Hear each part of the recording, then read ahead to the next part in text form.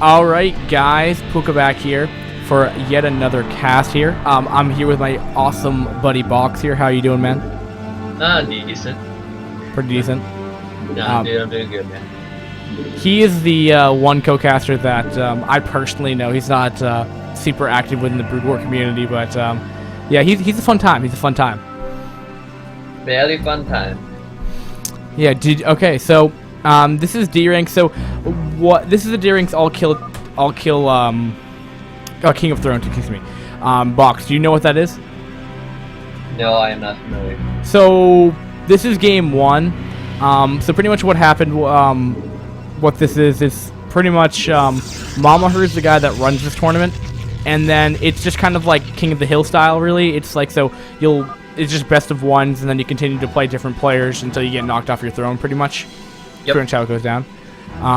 Now for mmahirr, he's been fairly active in D rank stuff, organizing stuff like that, participating in teams and stuff, and then two, which is going to be in the bottom left hand corner as a white Protoss, and then the top left hand corner as 216 will be our red Protoss. So I'm actually recasting this game from like I want to say a month ago, Box, because like I cast so much Brood War at certain times at certain times. It's like it's kind of ridiculous the amount of like local videos I have on my computer that my channel. It's just ridiculous. Flooding up your computer? Like on the have you ever used XSplit before? Yeah. So the like the local recording file folder. Yep. I have like a solid 500 videos in there. That's a little bit much. Because I don't, because all my test videos are in there, and and the problem is I'm afraid to delete any, because I'm like, well, there might be a cast in there, but then I never go back and look. Now mmahirr is going for, to grab the gas, so probably will be going quick goon, versus the 2-gate that we do. mmahirr is going for the 2-gate. 216 is actually opting to go for more of a cyber core opening. Does decide to go for the first zealot first though.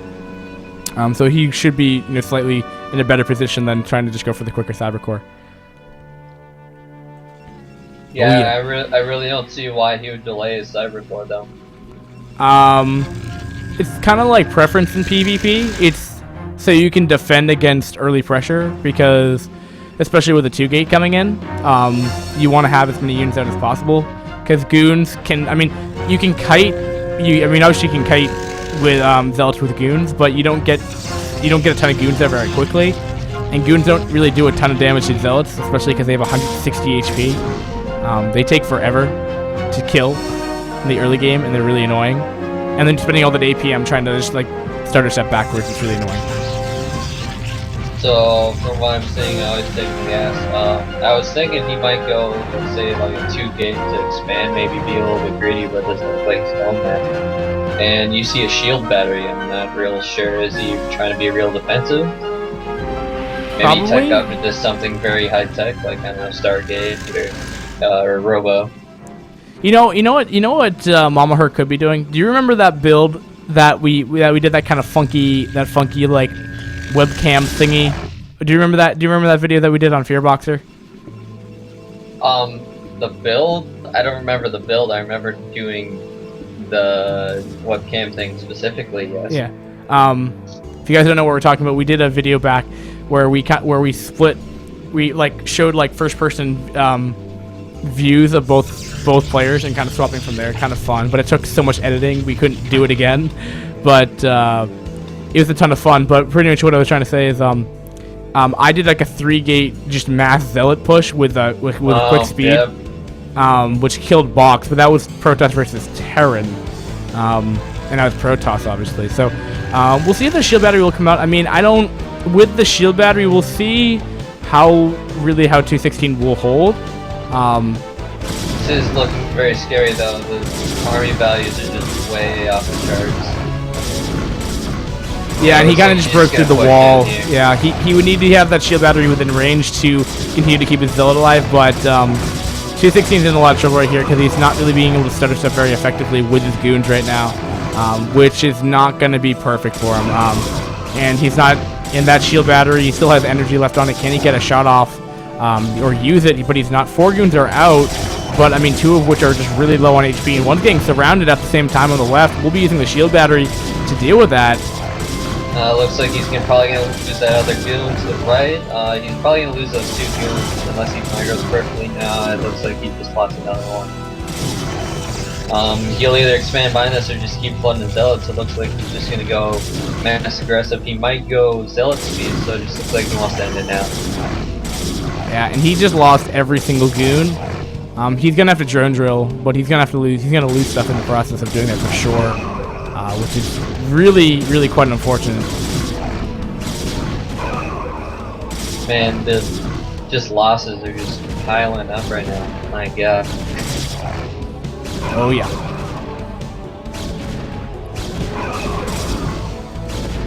No, he's not going speed. He's going Templar Archives. I'm not really sure. Is he trying to go maybe Archon? I just need to pause this for a second, Box. If you don't mind. There's one thing I need to quickly do. I can edit this part out. Don't worry. Okay. There's one thing that's it's paranoying me right now that that my Brood War may crash because I didn't change one setting in Brood War yet, which is set affinity. Yep, there we go. All right, cool. All right, do you want to start in 3, 2, 1? All right. So, yeah, what were you saying? I was pretty much saying that these are just significant losses. I don't know how he'll come back from this, but from the looks of it, he just got a massive probe lead, mmahirr, and pretty much if he just expands behind this or does some big tech play, he can just, you know, out either power or out macro his opponent. But right now it doesn't look like he's really expanding right now. He really could just take that advantage. He's throwing on a Templar Archives right now. He's just gonna fall with DTs. Oh, that's just sneaky. That's just mean. But he already has the forge down though, so he might be able to get a cannon if he knows about this, as he's peculiar to pressure right now. Despite, well, pretty much all he really can do, I guess, at this point. So he's just gonna see if he can try to return the favor of getting probe kills. But really, what can happen is at this point you can do a cute move where you can actually just put 2 DTs in hold position where the goons can't even get through. So then you're pretty much just safe from that entirely until he gets Obstac out. But I mean, the amount of goons that he's producing right now, it's just, I mean, he's not even mining gas right now, so he's not going to have any kind of Obstac early. And yeah, there's the DT. If he just holds position in the center of the ramp, those goons can't get through. Yeah, it looks like he's just going to be offensive with it.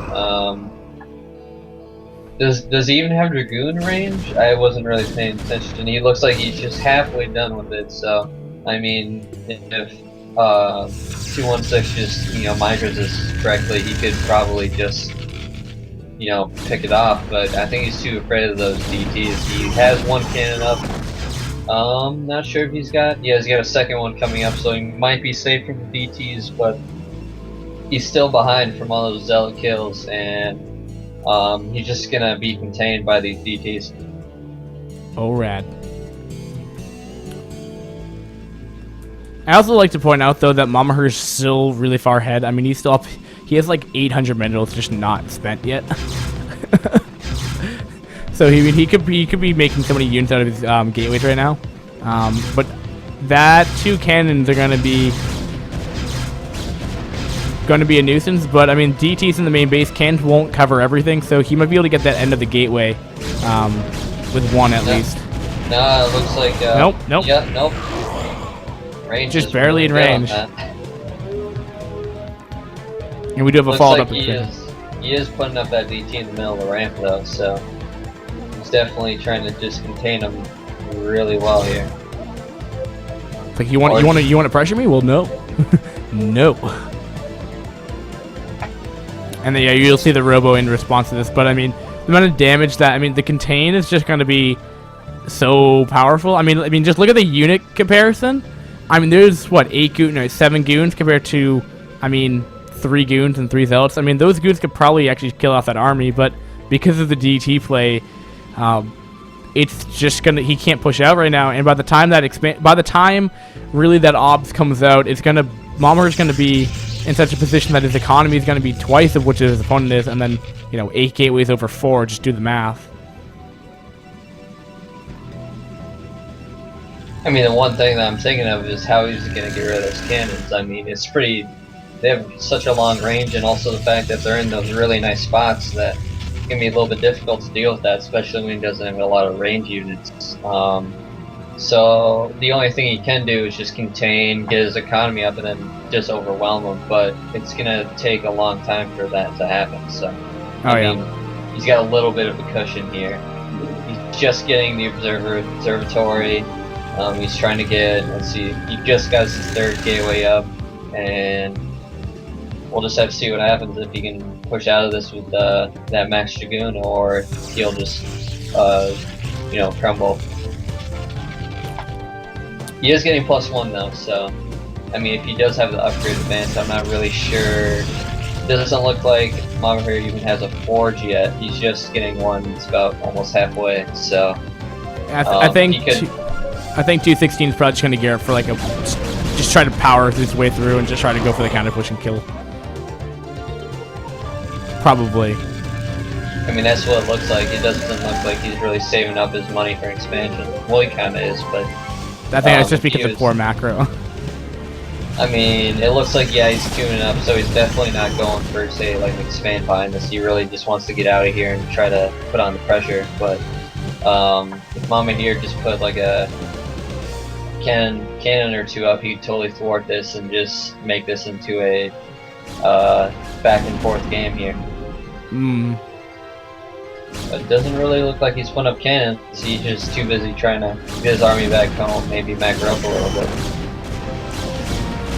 Oh yeah. Oh, and he sends up the obs too, which is a pretty big deal, huge deal actually, because these DTs now. Oh, if he does decide to make DTs, which he's not making right now, but if he went DTs all of a sudden, he could actually just kill off this army again and just recontain. And as you can see, there's still no followed up expo right now by 216, sadly. Yeah, it seems like he's really stuck to the Dragoon thing. He's just getting some Zealots, however. He's been really favoring the Dragoons, which I don't really see why. He doesn't have the units to soak up for the Dragoons to do their full damage. And you'll have to retreat back up that ramp now and just be completely defensive. And he has a shuttle. And I'm wondering, okay, yeah, so he has support pay and he's getting 2 Reavers and he's going to get shuttle speed with this. So he's just going to try to break through with Reavers because really otherwise it's not going to be feasible. Like you said, cannons are in a really good position. Goons generally, though, are, you know, kill off cannons really quickly. But, I mean, just getting up that ramp with the high ground advantage that 216 has, it's just going to be ridiculous. And you wouldn't want to throw away all of his units like I did yesterday against you in StarCraft. Oh, no. We have some goon-on-goon battles here, but I'm thinking there's actually a higher goon count now for mmahirr at this point. And he may just get another ob snipe, too. Oh, yeah. No. I mean, we may not have DTs, but it's just another option that's available to him. He does have the nice concave up top, though. If he just keeps this whole position, you could definitely, you know, just try to hold it off. Oh, yeah, yeah. This is actually really... This is a huge mistake for mmahirr to go in there right now. There's no point. Dance back and forth right now. He does also have the +1, but he does have an upgrade advantage, and it's just going to be a little while before mmahirr has his. It's maybe about like 10-15 seconds away, so he's still got this little window of time for upgrade advantage. I would like to see what I would think from 216 is actually like trying to sneak an expansion off maybe like top right or something like that instead of just taking this contain that well. I mean, I don't see why he just doesn't try it. I mean, you can't just sit and try to be contained the whole time and try to like push out that way. You can probably you can get away with that stuff sometimes, so I don't see why he didn't try to go for that. But it seems like he's content on going Reaver shuttle and trying to push out again. But if he even saw that mmahirr has an expansion, he'd probably be a little bit worried right now. Oh yeah.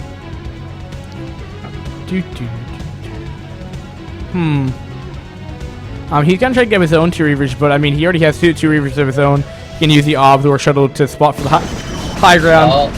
No, kind of clumping up right now for those Reavers. But it seems like the Reaver shots aren't getting all the way up. High ground advantage really does help. There is one DT in there, so he could sneak in some good slices from what I'm seeing right now. And he also has vision of the high ground because of that DT, so... It's actually called Warp Blades box. You should probably learn that term. Warp legs? Yeah. You know, that attack move, not slicing. Oh, I'm so... Yeah. Over here. But, I mean, like... Yeah, he's definitely pushing in here. He would probably be able to snipe off the forge and a pylon. He just looks like he's getting the full contain. He does have a Reaver though, so he might be able to do some damage. But yeah, that Reaver in the back's going to be annoying, but with the 2 Reavers trailing behind, I don't think it matters. You do have a third base in the bottom right-hand corner for mmahirr. mmahirr is just kind of playing this really, really well. You probably could... Oh no! Oh no! Oh no! Look at the middle line! Oh no! Oh. That is a painful thing to watch. One of them, like, all the approach are stacked for a minute. And I thought they would have all died. Nice Reaver control though from 216, but it's not enough. It's just not enough. I don't know, it looks like he's holding off his first push here. Oh, what is that? He's held it off? Look at that beautiful defense then. But, I mean, what does he have left? Oh. I mean, his economy's in shambles here. He doesn't have any economy to fall back on, and his food count is very low compared to mmahirr's. He's got triple the food of 216, so it's looking very, very dire for him right now. Yeah, I wouldn't want to be 216 at this point in time. Yeah, and it kind of goes back to the fact that that DT, man, that DT, too much damage, and the 2-gate that mmahirr opened with. Well, GG for both players. So, you know, obviously game 2 is obviously available. This was at you know, a post later date, obviously, so I don't really remember what happened. Yeah. So, Box, any closing words, or are you good to go? I would say definitely just try to expand. That's #1 key. I mean, you can't just put it off that long, or you know, just put it off at all. You definitely have to try something. But I did see the fact that he did try something, didn't quite work out. I guess he just wasn't scouting enough. So scout and expand.